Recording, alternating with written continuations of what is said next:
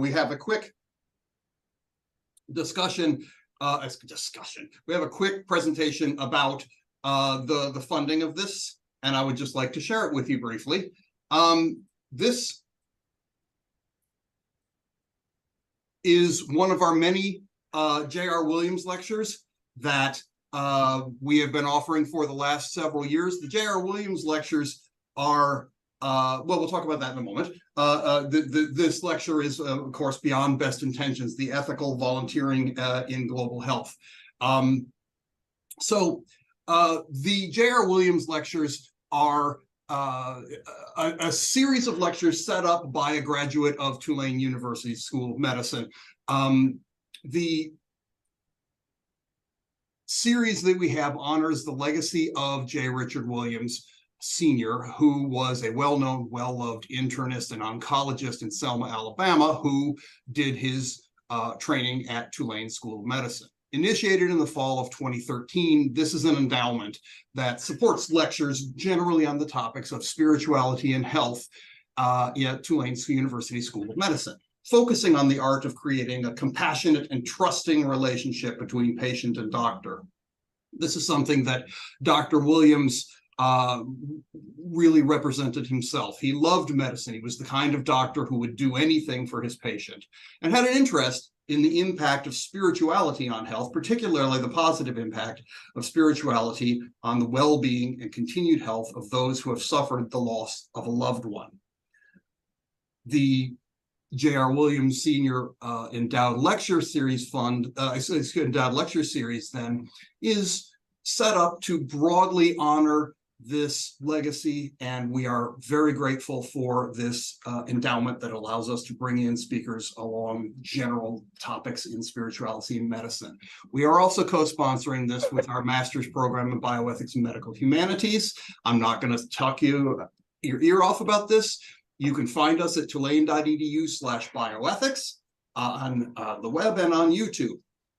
Basically, we have two different tracks in our master's program, one in bioethics and one in medical humanities, though all of our students take materials from both of these tracks. We either offer a 1 or a 2-year master's program, and we can also offer that in a part-time fashion for faculty development as mid-career professionals. We also have this as an integrated dual degree in our MD 4-year program, so that at the end of 4 years, you graduate not just with an MD, but in fact with an MD and an MS. And finally, we offer 3 different certificates, graduate certificates in clinical ethics, research ethics, and medical humanities. Each of these is only 12 hours apiece, and they can be stacked together. So if you take a certificate in, say, clinical ethics and find it extremely interesting, you can, in fact, use those same credits to build towards the master's and earn both the certificates and the master's. Like I said, I'm not going to talk your ear off about that. There are lots of ways that you can find us. You can find us on the web, tulane.edu bioethics. You can email either me or Dr. Offengendon, and either of us would be more than happy to answer any questions that we have. That's the last I want to say. I am happy to hand it over now to the Bioethics Interest Group to introduce our speaker for the day. All right. Hi, everybody. Well, you're seeing my back, but I'm showing you my face. So today we have Dr. Sarah Rodriguez, PhD, who's a medical historian who teaches in the Global Health Studies program in the Weinberg College of Arts and Sciences in Medical Education for the Feinberg School of Medicine, and in the Medical Humanities and Bioethics graduate program, all of which are situated at Northwestern University. Her research interests include the history of reproductive health, the history of clinical care, and the history of the ethics of clinical research, especially regarding surgery. She's published multiple articles and 2 books, including her most recent, The Love Surgeon: A History of Trust, Harm, and the Limits of Medical Regulation. Her current research focuses on the history of hysterectomy and on the history of global efforts to reduce maternal mortality. Without further ado, Dr. Rodriguez, please take the stage. Thank you so much for having me and inviting me. And I intend to leave time for questions at the end. So please save questions or feel free to think of some questions as I share my topic with you all. All right, so share screen, share. No, wait, slideshow. All right, so here you can, this is my title, so thank you very much for the introduction. I'm going to be talking about volunteering in global health with you all today. And just as a precursor, I have nothing to disclose about what I'm going to, no financial ties to disclose about this talk.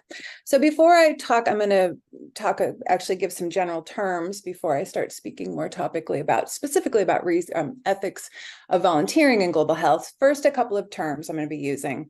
So I'm going to be using the low to middle income countries, the LMIC/global south terms, as well as high income countries /global north terms.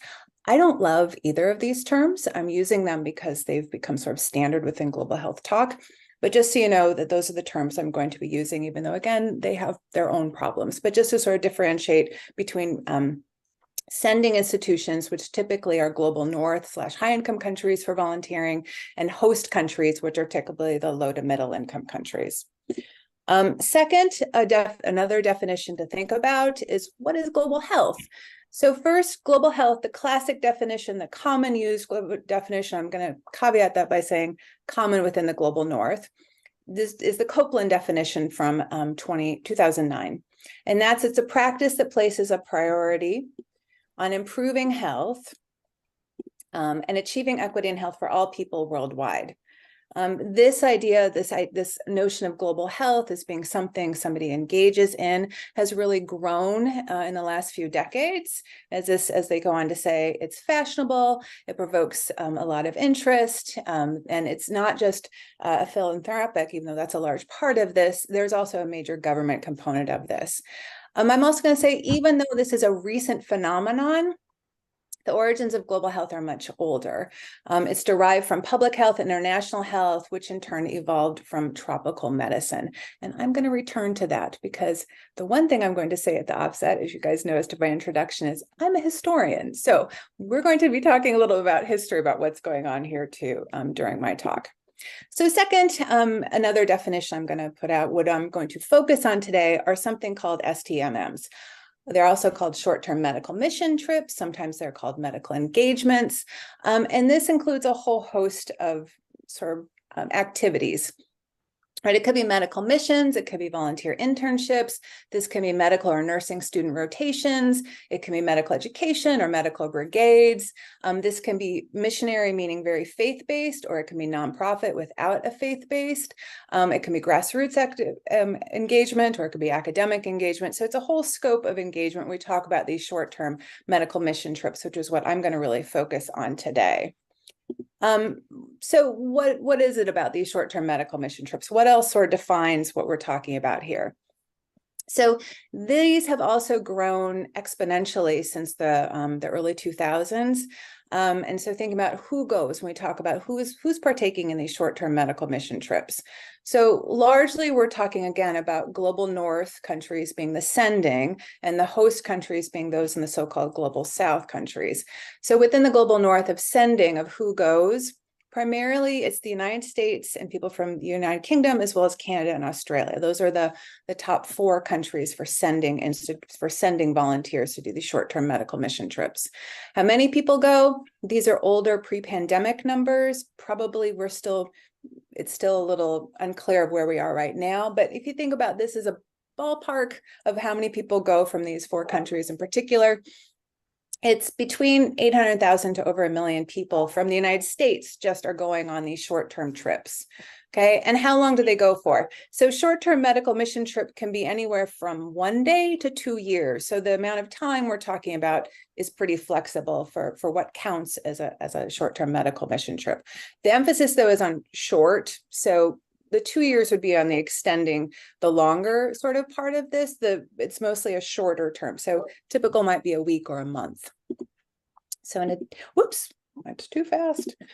So why do people go on these short-term medical mission trips? Why do people from the United States, the UK, Canada, and Australia go?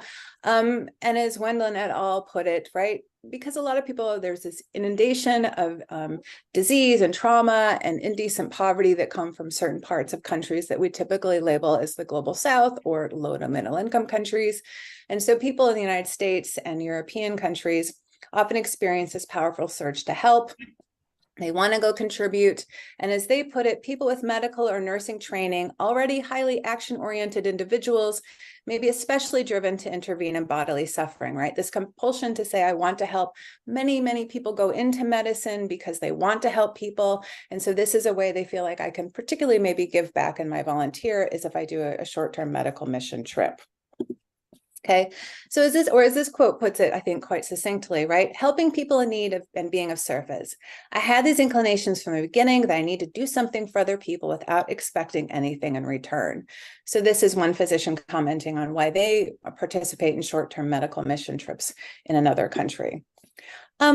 And so that we can say is those sort of best intentions, right? That people go on these trips because they have the best intentions. They really want to help. They want to alleviate suffering that they're seeing in other places. But this isn't always the reason that people are going on these short-term medical trips, okay? So maybe we know some of the reasons are, it's because it can be a challenge for people. If you're coming from a high healthcare resource setting, and you're going to a place maybe without the same high resource area, right? It's a challenge because you have to rely entirely on your clinical skills. I can't sort of order up tests, okay? Or my initial draw was I enjoyed doing clefts. We don't see that many clefts here in the United States, but there is an unlimited number of clefts in those countries. Okay, and I'm going to actually focus on that quotation, right? Because this gets to a second definition of global health, I think, which going down this, we don't see many clefts here in the United States, but there's an unlimited number of clefts in somewhere else, right? Somewhere where I am not. And so as Kinkowski put it, I think in a pretty important article, global health as a field is not distinguished by its aspirations, methods of research and practice, intervention strategies, or even geographical area per se, but rather by a particular relationship between its practitioners and its recipients. A person engages in global health when they practice public health somewhere else. They do not call it home, right? I have to leave the United States in order to do global health. And in particular, I have to leave and I get to do something that maybe I'm not able to do in my home country. So thinking then beyond best intentions, okay? Best intentions, as I always tell my undergrads when I teach global bioethics, best intentions matter. Having good intentions profoundly matters, but you could do some unethical things with the best intentions, okay? So we need to think beyond best intentions and also think about actions. Okay, so and as again, this article by Kinkowski said, right, there's a sense of duty I would like to address, and I have really good intentions, but as they say, well, the aspirations behind much global health work are no doubt justified from an ethical perspective. The imperative to practice public health somewhere else can often produce unintended, in some cases, harmful consequences. Okay, so what does that look like? So probably of all these unintended consequences, probably of the sort of major concern that you see within the medical literature is this practicing outside the scope of practice. So going back to that, I don't see very many clefts in this country, right? If I go somewhere else, I can practice and see, can I actually repair a cleft? Okay, and I might not be able to do that here. And I might not be able to actually do that here because it's outside my scope of training. But this idea that if I go somewhere else, it's sort of challenging me. Perhaps that challenge is also, I'm going beyond my scope of practice. So one small study found that about half of those people in this small study had been asked to perform outside their scope of practice when they were on one of these short-term medical mission trips. Okay, and within that group, 61% said they had actually performed outside their scope of practice or outside their scope of training. So why did they do so? There were a couple of reasons the researchers found. One, there was a mismatch with the host expectation. So the volunteer doesn't have the sort of skill set or doesn't have the training for wherever they've actually volunteering. So maybe they're in internal medicine, right? And they've suddenly been put in a pediatric clinic, okay? Or there could be a suboptimal amount of supervision, or an inadequate preparation to decline requests, right? How do you say, no, this is actually outside my scope of practice. I don't have the training to do this, either because I'm a practicing clinician and I haven't delivered a baby since my 3rd year of medical school, or, right, I'm a trainee still, and I've not been trained how to do this. There can also be a perceived absence of alternative options or a perceived inadequate level of staff, equipment, or resources. If I'm there on a short-term medical mission trip, if I'm only there for a week, I might not fully understand the whole situation. In fact, I probably don't, because I've been there too small of a time to really understand what's going on and if there's a shortage of staff or not. I want to be able to perform a procedure or technique I was not familiar with. I did not seek adequate assistance when I needed it, or there could be an emergency situation. And an emergency situation, however, could look like an emergency situation to the volunteer coming from a sending country. But the host situation, the host country, the host community might not actually see this as an emergency. So there could even be a difference between what is an emergency and what's not an emergency, and then how someone's going to intervene or not intervene in that. So practicing outside scope or beyond your competence, or doing things abroad you would not do at home or you legally can't do at home, right? This is on an individual level when we think about concerns, ethical concerns about short-term medical mission trips, about volunteering within global health. This is at the individual level. We can also see at this individual level, it plays out in things like a failure to understand the language or the context or the culture of where someone is visiting and providing medical treatment without actually understanding where they are. And this can result in misdiagnosis or recommending a therapy that does not even exist. So, and again, the focus with this sort of scope of practice is very much on actions of individuals and how they see themselves as being able to intervene. And this is often driven by the very wrong idea that some care is better than no care. Okay, this is where I sometimes I use the I call it my mom principle for ethics. The mom principle for ethics is, if I don't want this happening to my mother, right? If I don't want my mother being treated, delivered, whatever it is, by someone who has no training or no experience, then probably I shouldn't be doing that either. Okay, so mother, you can insert someone I care about, obviously, but this idea that some care is better than no care is a falsehood. But sometimes this sort of intervention is driven by that notion. Okay, so then these individual levels, these assumptions that sort of drive people to maybe doing things that maybe they really shouldn't be doing ethically, are driven essentially by 2 assumptions. These short-term medical mission trips and these interventions are often driven by 2 assumptions. The first assumption is, again, from King and Koski's article, is there's an underlying assumption that there's an expertise gradient. Okay, I'm at Northwestern, so therefore I know more than somebody else. Okay, so there's an expertise gradient that is both maybe where my training was, but also very much tied to being from a high-income country. Okay, so that it's somehow I have more knowledge or I have more expertise than wherever I'm visiting, wherever I'm volunteering. And it's also this assumed expertise gradient is often accompanied by this perception that problems elsewhere are simpler than those at home. And I think this is really important when we think about ethics in global health volunteering, is this idea of like, well, the 2 days I'm there, I can sort of change what's going on. You might be able to make a difference. I'm not saying you're not going to, but there's an assumption sometimes that underlies that it's easier if I go somewhere else to make an intervention, right? And we need to sort of really question that idea as well. The second assumption often driving some ethically concerning behavior within short-term medical mission trips is that there's underlying global health volunteer efforts is the idea that they're going somewhere where there is no care. Okay, where they're going somewhere where there is no healthcare, there are no doctors, there are no nurses, right? And the people are entering a landscape barren of medicine or medical care. And this is very often not true. It might not look the same as care at Tulane or at Northwestern, right? But it doesn't mean that there is no care where this person is volunteering. So this assumption then supports some ethical concerns regarding volunteering at the systems level. So we think really I'm going with here, there's 2 levels, essentially, this individual level as well as a systems level. And this one kind of bridges the 2, if you will. So at the system level, some ethical concerns about global health volunteering on these short-term medical mission trips We can think about these as real and potential harms that people engaging in global health volunteering need to be very mindful of. First is that there actually can be, with these volunteer short-term medical mission trips, there can be a displacement or devaluing of local providers. There can also be this mismatch, again, between local needs and visitor offerings. Again, what I noted earlier, right, that I'm an internal medicine, I'm showing up at a peds clinic, okay?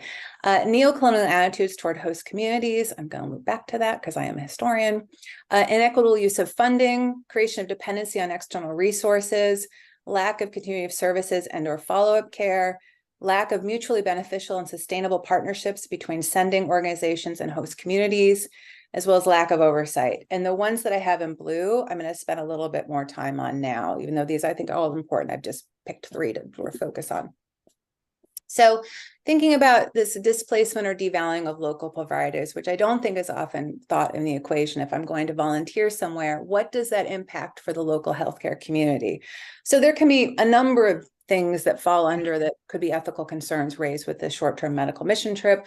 First is, as a volunteer, maybe I'm belittling the knowledge and skills and practices of local providers. Okay, again, that sort of idea that I'm the expert, I'm coming in and I can just sort of belittle the skills and knowledge of the people I'm supposed to be working with, my peers that I'm working with at this or volunteering with at this clinic. Local provider is not included in NGO clinical work, okay, so that maybe the NGO is running without actually any local sort of staff or local healthcare facility or more sort of locally based healthcare facility. Local providers not being asked to perform administrative tasks to support volunteers. So instead of actually, if you're a nurse, if you're a physician, right, you're asked to do something like translating, which I have on the next line, or more administrative tasks to support volunteers. By doing that, you're more than likely taking away the sort of care responsibilities that that person has. Local providers being asked to act as tour guides or translators to volunteers, that this happens, again, taking away from what they're supposed to be doing clinically, those clinical duties. Instead, you're being a tour guide or you're translating for the person who's visiting. So that could be an entire week where people aren't being seen by you. Local providers being asked to give up their clinical or surgical time to visiting clinicians, again, then reducing sort of care of their own patients. Free clinics run by volunteers undercut local private clinics and local clinicians.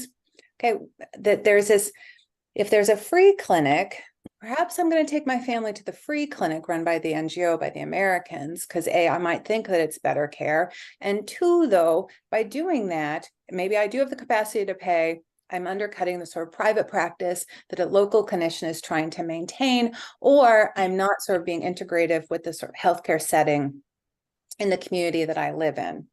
There can also be a perception by locals that care is better and provided by high income country clinicians, which I just suggested too.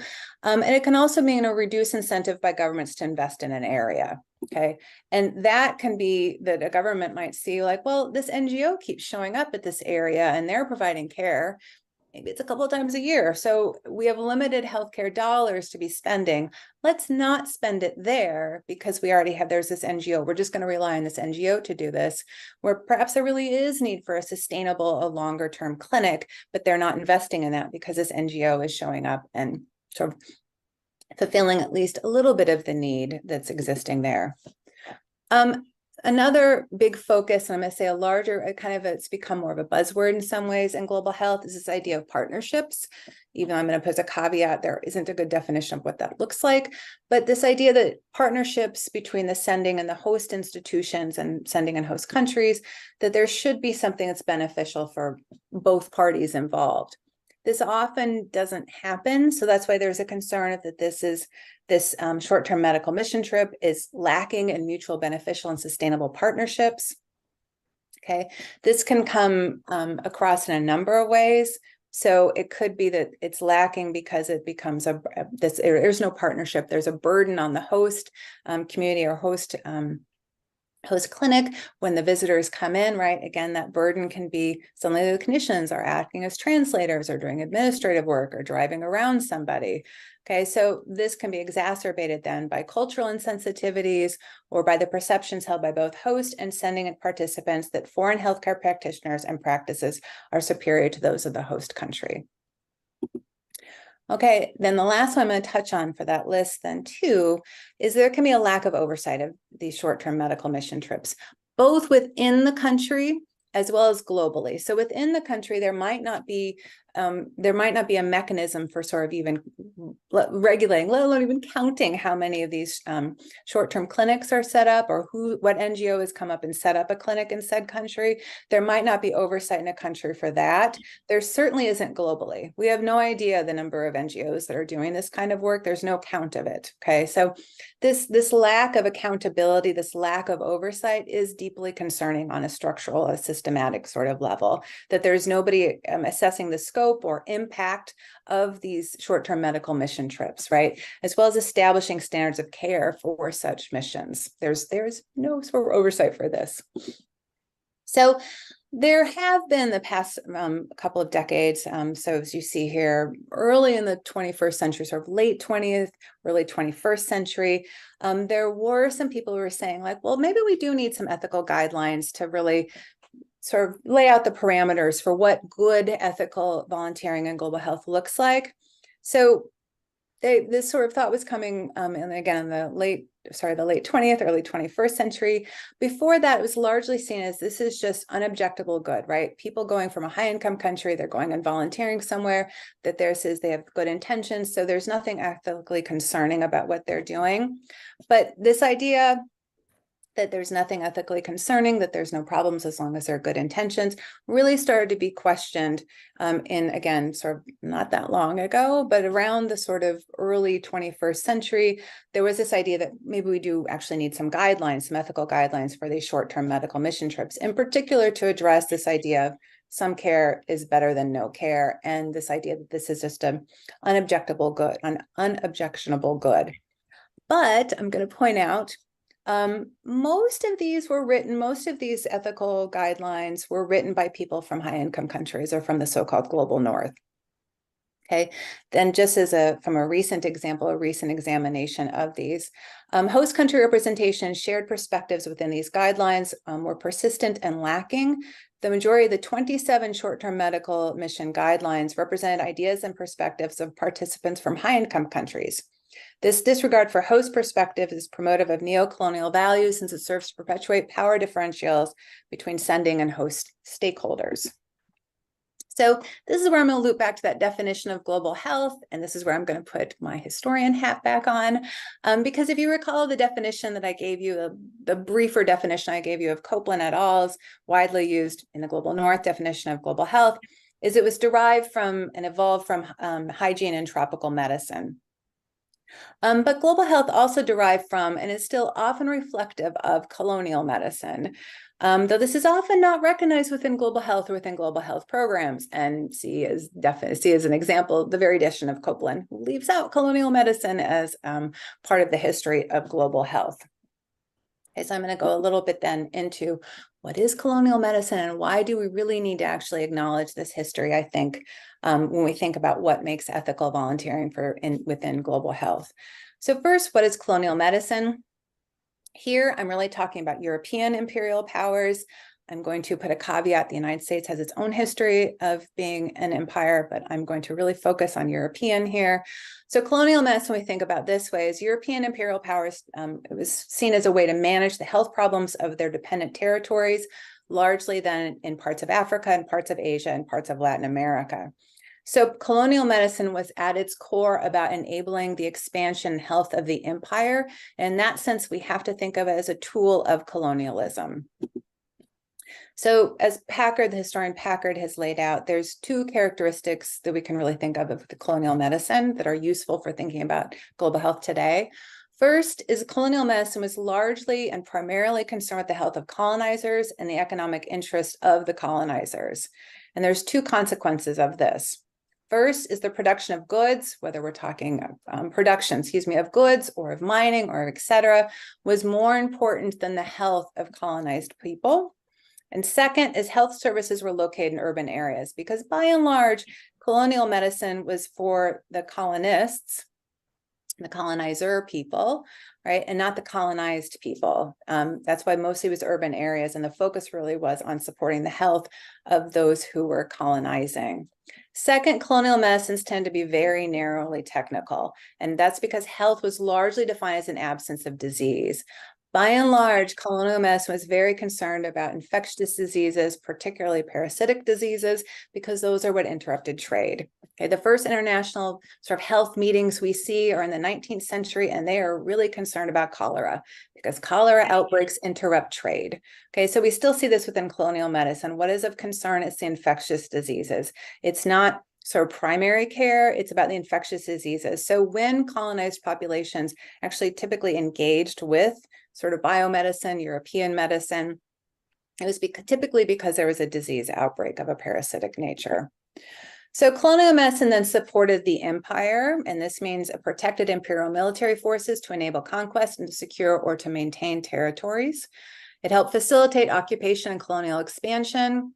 It helped safeguard commercial interests. It improved productivity of, let's say, populations who were enslaved or indentured or coerced workers. It improved colonial relations to stave off unrest and or rebellion.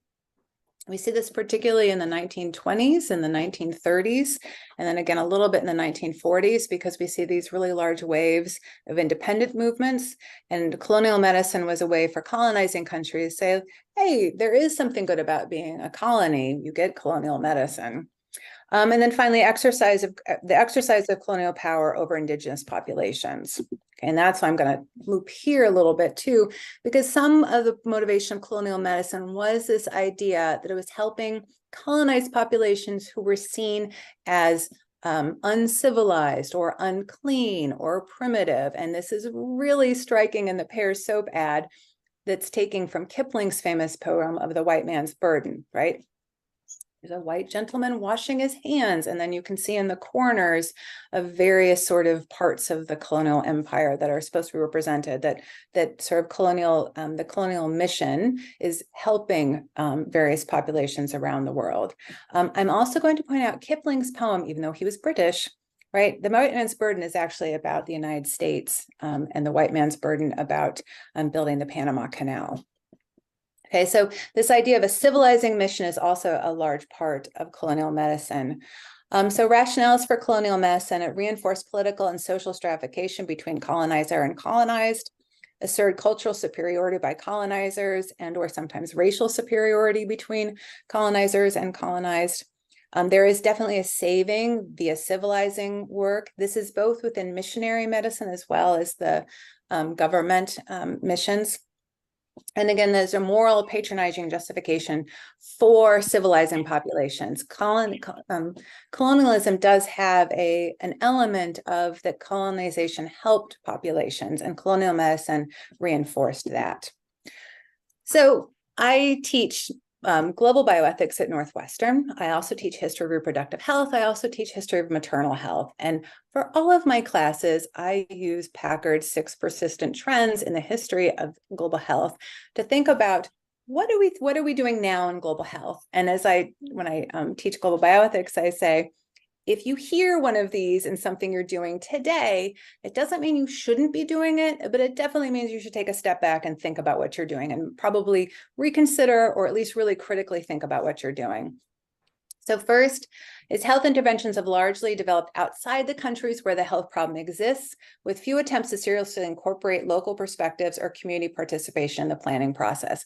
We definitely saw that within colonial medicine, like we saw all of these, and we still hear these today in global health. So we also hear that health planning has privileged approaches based on the application of biomedical technologies that prevent or eliminate health problems one at a time, as opposed to a more horizontal approach of sort of introducing, for example, primary health care or clean water. Okay, and that goes to number 3, little attention has been given to supporting the development of basic primary healthcare services.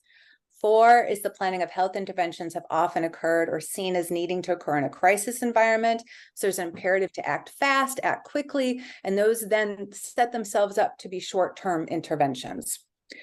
5th is global health interventions have been empowered by faith and superiority of Western medicine and Western medical knowledge and technology, and devaluing of the knowledge and abilities of local populations. And then finally, health has been linked to social and economic development, but this connection is focused primarily on how improvements in health can stimulate economic development while ignoring the impact that social and economic development have on health. So thinking then, like I mentioned earlier, these ethical parameter guidelines that were created not that long ago, and they were largely created by people from high income countries. And it turns out we don't actually know really what the host countries think about these short-term medical mission trips. So what ethical concerns do they see about these short-term medical mission trips? And it turns out few studies have actually asked the question this. I'm going to say few studies published in high income countries or that have been published in high income country journals, because of course, this doesn't mean these discussions haven't happened, right? It just means they haven't been necessarily published in like the BMJ or something, or the Lancet. Okay, so few studies have actually asked, which I'm also going to point out is reflective of Packard's 6 persistent trends, right? That it's a one directional and they've come from a high income country and been put upon the host country. So when we think about the asking of what ethical concerns the host countries see about these short-term medical mission trips, again, very reflective of colonial medicine, what they're saying as concerns. So a recent study evaluated best practice guidelines written by people from high-income countries from the perspective of host countries who have participants who have knowledge of short-term medical mission trips. Largely, these were interviews done in Honduras, Malawi, and the Philippines, because these are the countries with the highest number of U.S. volunteers going on these short-term medical mission trips. And Honduras is actually the most frequent country for North Americans going. And some common themes that came out of these interviews was that there was a desire by host countries to have more structured guidance for these short-term medical mission trips. They wanted volunteers to have a better understanding of the local and cultural context. And as this participant from Malawi said, teams are arriving without a full understanding of the local context, including, for example, cultural differences, local disease prevalence, which includes rates of non-communicable diseases and pertinent social issues, including gender-based violence. Another common theme that arose was that volunteers from high-income countries prioritize providing clinical care during short-term medical mission trips, but local hosts ideally want volunteers to assist with capacity building. So there's a disjuncture there, right, with what volunteers want to be doing and what the hosts want them to be doing. So thinking then about capacity building, because this is one of the themes that emerged in that study, capacity building is this idea that partners with established experience build knowledge or practice in communities that are less resourced. So this could be a workshop or mentoring, et cetera. This is very one directional in some ways. So that's why other people have proposed this should be capacity sharing. And that, as this quote says, more overtly recognizes the function of all collaborators learning from one another. All expertise from diverse areas have value, and operationally requiring a joint effort to create new knowledge, resources, and skills from those combined experiences. Another theme that arose from this study was that photography was a particularly sensitive topic for host communities and host countries. On the negative side of things, the study found these photos may be used to illustrate the worst in terms of living conditions or medical conditions in a host country when the health professional returns home. The photos can also be used by volunteers to demonstrate their experience. And instead, thinking about appropriate uses when consent was involved, when consent was obtained by people within the short-term medical mission trip by the host community. Right. And so the conclusion for these interviewees was there should be a separate code of conduct for taking photos by visiting healthcare professionals. So this was a really key sort of area for them. So some things that came out in addition to sort of how to ethically engage in a short-term medical mission trip that again came from host country participants in these is that there should be a volunteer code of conduct. Then I sometimes call this in my class right? You need some sort of contract, like as a volunteer going forward, this is what I know I'm going to be doing. This is what the host country says I'm going to be doing. We're in agreement about what's going to be happening when I'm there. So everyone's clear about the role that they're playing. So there's a volunteer code of conduct and everybody's clear about what they're doing and just as importantly, not doing. Okay, there could be a health professional volunteer consent and waivers, pre-departure survey for a host country and short-term medical mission trip to complete together. Patient information sheet, consent referral form for foreign health professionals to be able to refer back into local health system. This is often a concern that these sort of short-term medical mission trips treat somebody and then it's kind of lost to follow-up. So having some very active of working within the healthcare system that's in existence for these short-term medical mission trips. And then again, because photos were such a concern, having a photo release form. So Lasker et al. Looked at existing guidelines. And again, most of these were developed by high-income country or people from high-income countries, but I still think they warrant an eye to really keep in mind. And these are sort of seen as consensus principles across some the ethical guidelines that are in existence for these short-term medical mission trips. So one is appropriate recruitment, preparation, supervision of volunteers. There's also really importantly, the host partner defines the program, including the needs to be addressed and the role of the host community in directing and teaching volunteers. This is hopefully to eliminate the power and structural imbalances and to equalize partnerships. There needs to be sustainability and continuing programs. So sustainability is separate from dependence, right? That there's a sustainability, it doesn't mean dependence though. There should be respect for governance and legal and ethical standards. There should be regular evaluation programs for impact. This should be led and driven by the local community. And I'm going to put a caveat there. Sometimes the local community is rather stretched. So this, I think, also has to be taken very seriously into consideration of what that looks like and how it adds on to the time of the host community. And then finally, mutuality of learning and respect for all local health professionals, which is hopefully a reduction of neo-colonial ideas, this sort of saviorism model. Okay, so my final note before we go to questions is what makes for ethical volunteering in global health is not static. And while what I have presented are solid parameters to follow, one of the most important for those of us who are in a high income setting is to practice humility. Or put more bluntly, we should shut up, we should take a step back, and we should listen. So thank you. And I'm happy to entertain questions and maybe we can come up with some answers. I will stop sharing my slide. There we go. And I'm unclear. Do you want me to just see the hand raise? Is that how you guys want me to proceed? Or is that okay? So We can do that, yeah. oh, or Stephen, do you want to do it? I don't. No, please take the reins. That seems perfect. Okay. All right. So I see Philip has a hand up. Can you hear me? Yes. Okay. Thank you so much for an extremely informative and thoughtful talk. I learned a lot.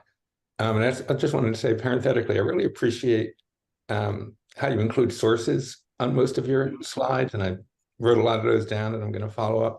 So I have two questions. One is, what do you think of the distinction that the late Paul Farmer, founder of Partners in Health, draws between what he calls charity medicine? This is in the context of transnational medical assistance. Charity medicine on the one hand and the social justice model on the other. I'll just tell you my questions and you can answer any of them or none of them that you want to. The second question is, but you may not want to comment on this, do you consider Partners in Health an example of a more ethical model for practicing transnational medical assistance?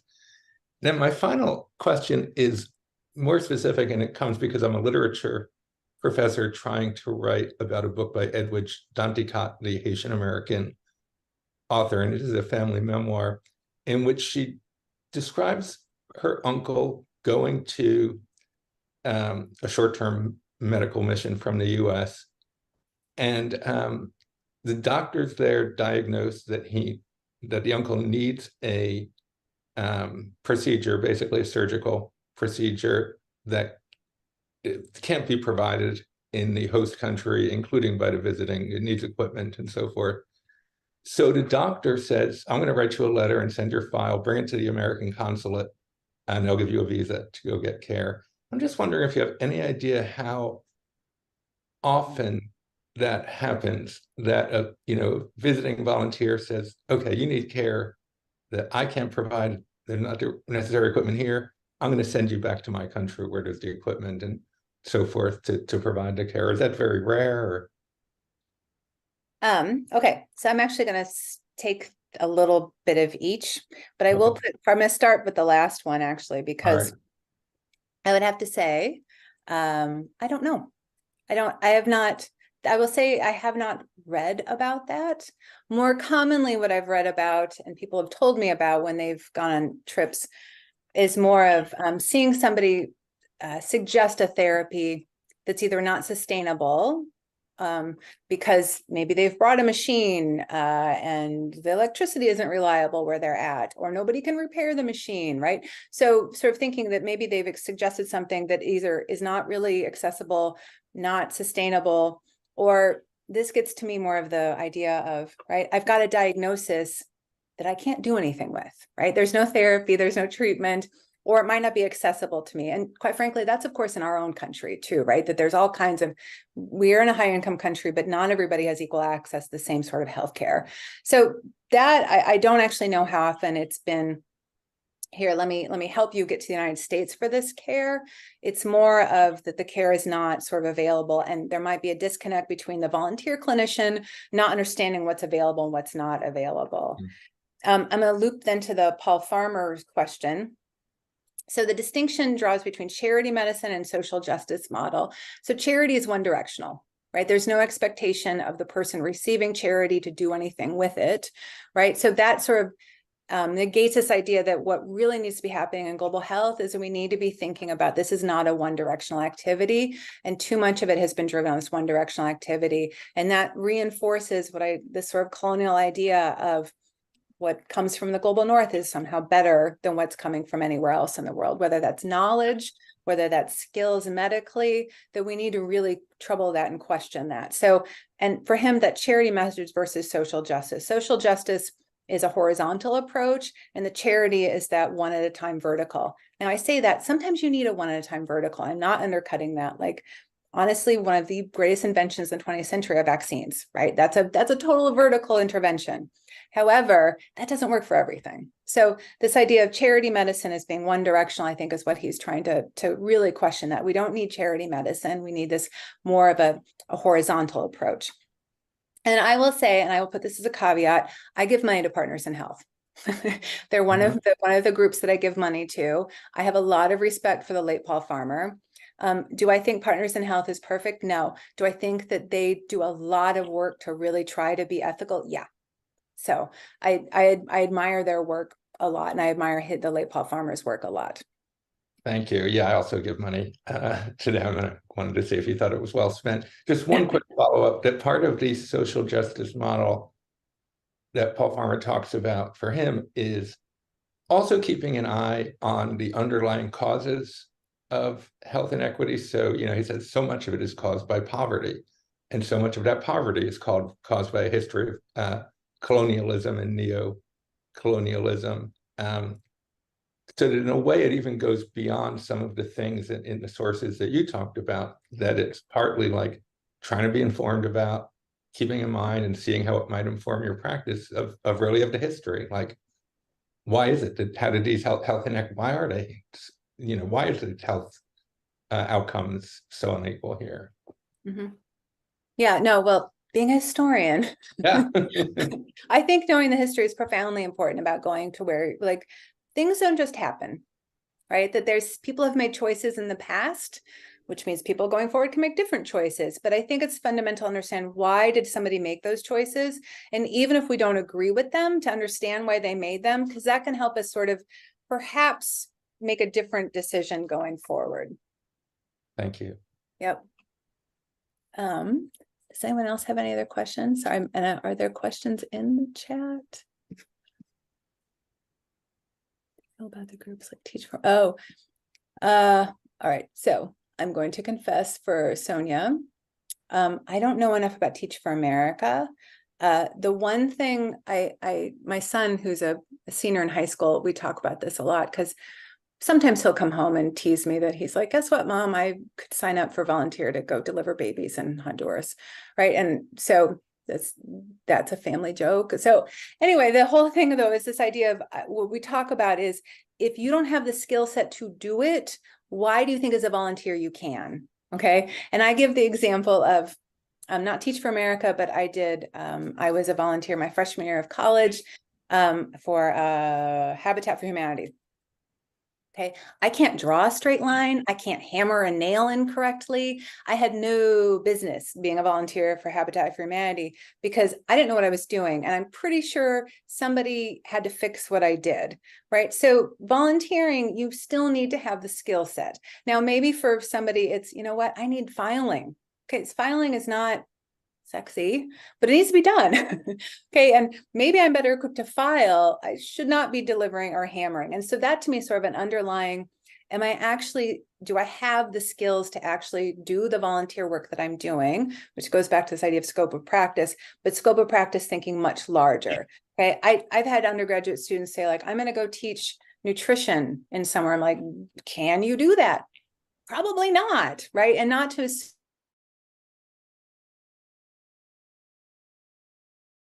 but I can do it somewhere else because it's easier or somebody needs it, which again, we need to question that idea of, is some care better than other? Does everyone need it? Because, okay, if it's needed, there's other resources in that community that probably can also be drawn upon. Jessica. I think you have your hand up, right? Jessica? Got a question from the room. Is that a question or? Can you hear me okay? Mhm.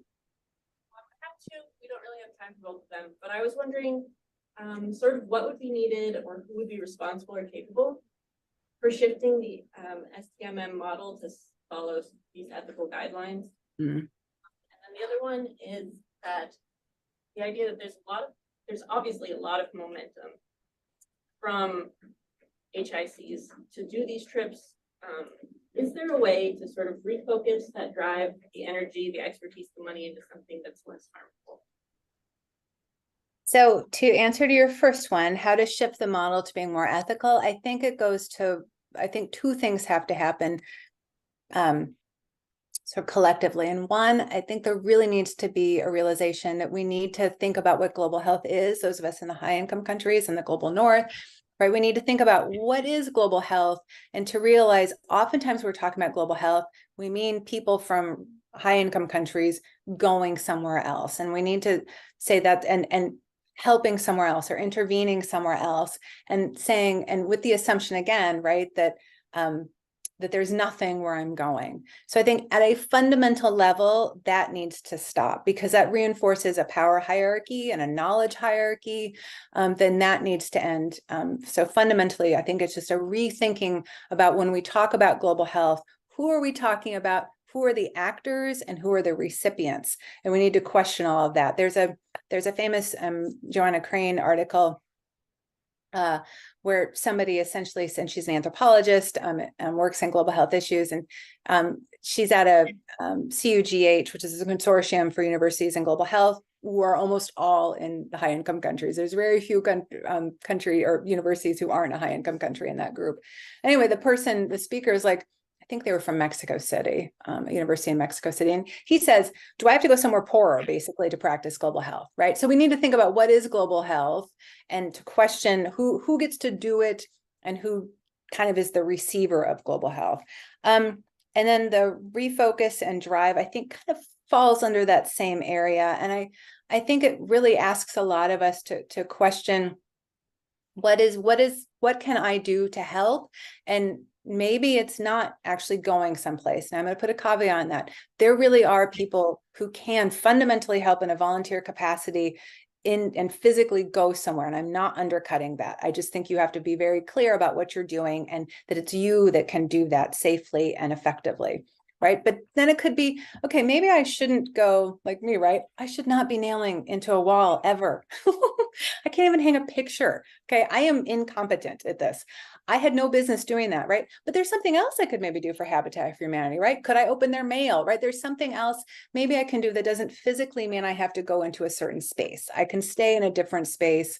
That there's physical things, or even sort of clerical things. There's other ways that I can volunteer. They might not have the same photo op, right? Or they might not have the same sort of line on my CV, but they can be profoundly helpful. And I think we need to sort of think about that too, about how can I actually make a difference safely and ethically? And again, per my talk, right? Best intentions for me of going in and hammering, but incompetent. Okay.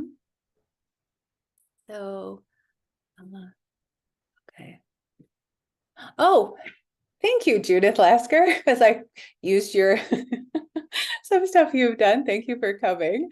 And I'm sorry, did I miss a question? John, did you have a question? I'm very quickly trying to scan your chat message. Was there a question? More just a commentary. Okay. Having been out of the country, 3 different to Mexico, Haiti, and to Honduras.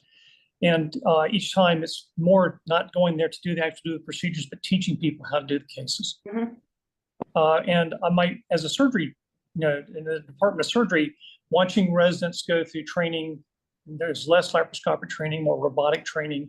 And that's the push, is that when you go to these other, with resource limited countries, you have to have have the ability to do these procedures in ways that you may not have been trained.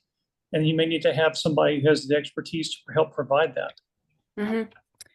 So I will say, and you're probably familiar with, there's actually a fairly strong literature within the surgical literature about concerns about short-term medical mission trips about surgery, particularly because obviously if there's a group of people who go and they're performing surgeries and then they leave and people who are actually taking care of them don't recognize maybe some problems post-surgery or right, that the sort of notes aren't really left, whatever, that there can be problems taking care of the person going forward. I also always tell my students, I don't have patients, my students, that surgery is not an end. I think oftentimes, at least in this country where surgery is more accessible to a lot more people, right, we see surgery as an endpoint as opposed to your medical trajectory has changed. You still probably need follow-up. You still might need care. You might have a complication. You might be on drugs the rest of your life, right? There's a trajectory that is different, maybe the one you're on. And depending on where you are, that might not, that follow through, that next trajectory might not be a possibility. So yeah, thank you. Sort of thinking about that of training, but then also the follow-up for. Right, but this is where we're not actually doing the procedures. We're actually assisting them and help them develop additional therapy and techniques. If I can teach a surgery resident to avoid a common bowel duct injury, I've just helped the next 3,000 to 5,000, 10,000 patients they've taken care of.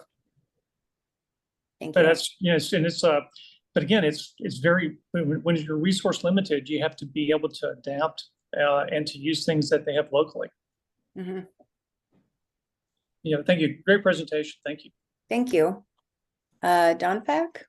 Yes, correct.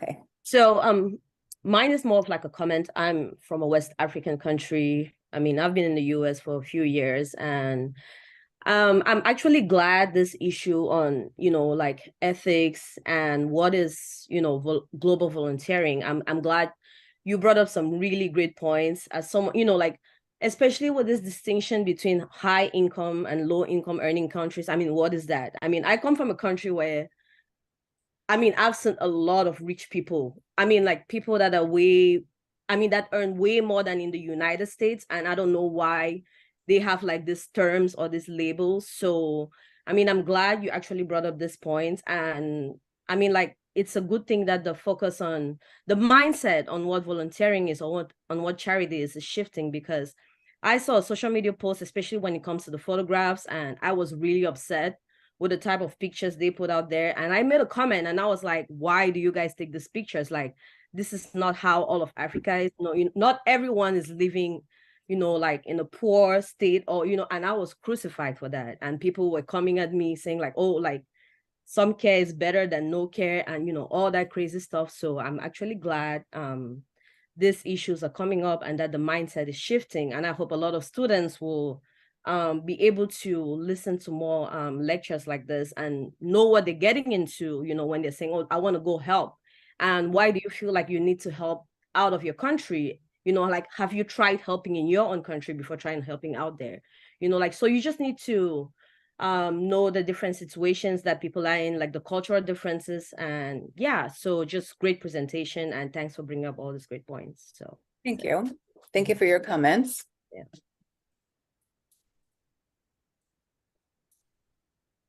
Did someone else have, and as you were talking, I was trying to remember the name of an article.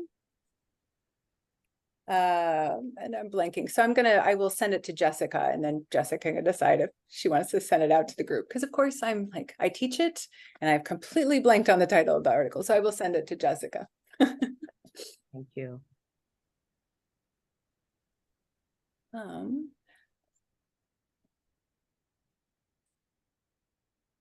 Okay. Does anyone else have, I'm scanning really quickly. Sorry. Are Does there any anyone? further, any further questions?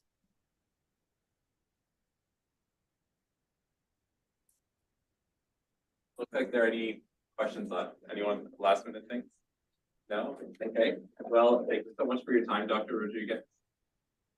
Thank you. Thank you so much for inviting me. And have a lovely rest of your day.